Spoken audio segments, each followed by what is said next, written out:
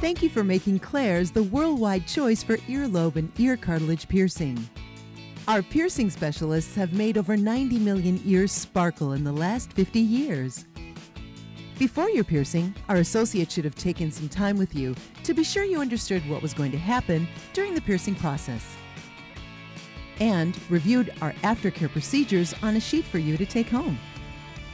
Even if you've had your ears pierced before, it is really important that you understand and follow our recommendations about the best way to take care of your new piercing until it is healed completely.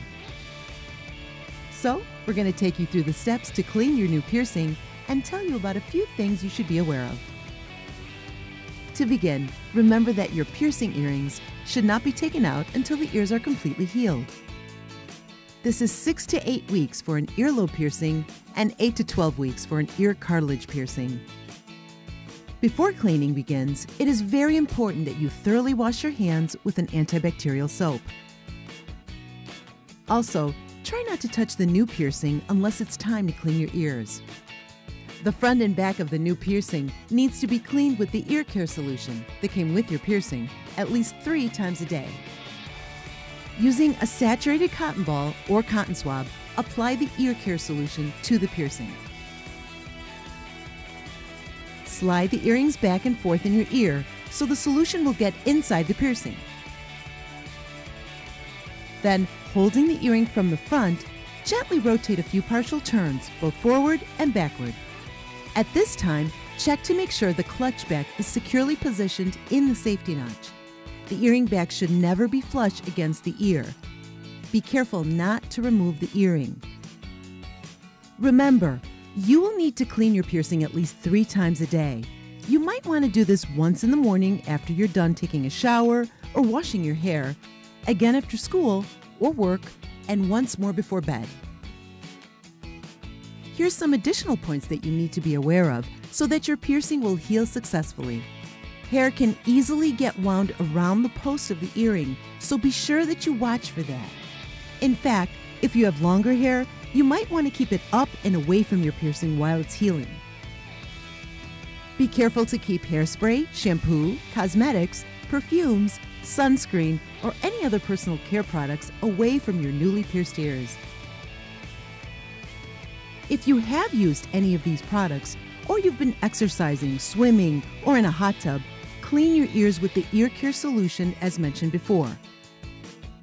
Be extra careful when putting on or taking off clothing over your head, brushing your hair, sleeping, wearing headphones or headsets, or even talking on the phone so that your newly pierced ears don't get irritated.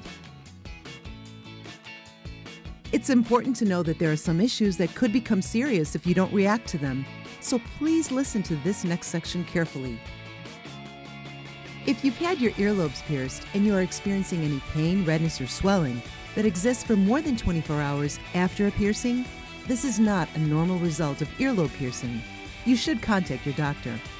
On the other hand, if your ear cartilage has been pierced and you are seeing any redness or swelling for more than 24 hours, our recommendation is to immediately remove the earring and see your doctor.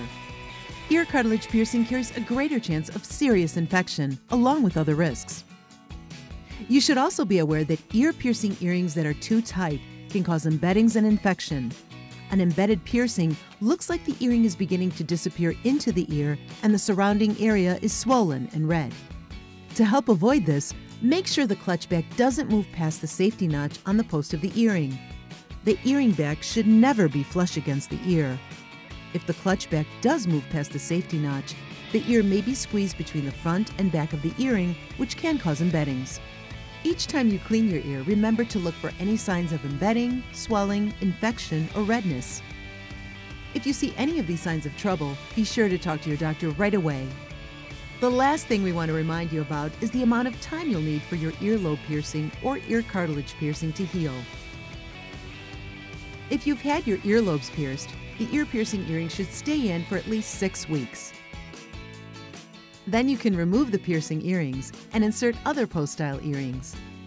Post-style earrings should be worn for at least 6 months, or the new piercing might get smaller or even close completely.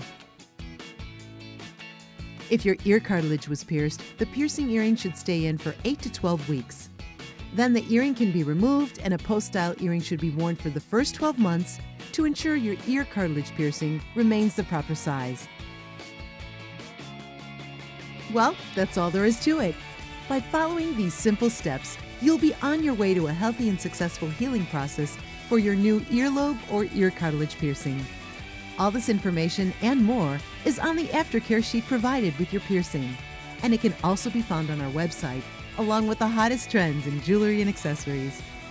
Thank you for taking the time to learn more about earlobe and ear cartilage piercing aftercare. Don't forget to come back and see us once your piercing is healed for the latest in earrings. We look forward to seeing you soon.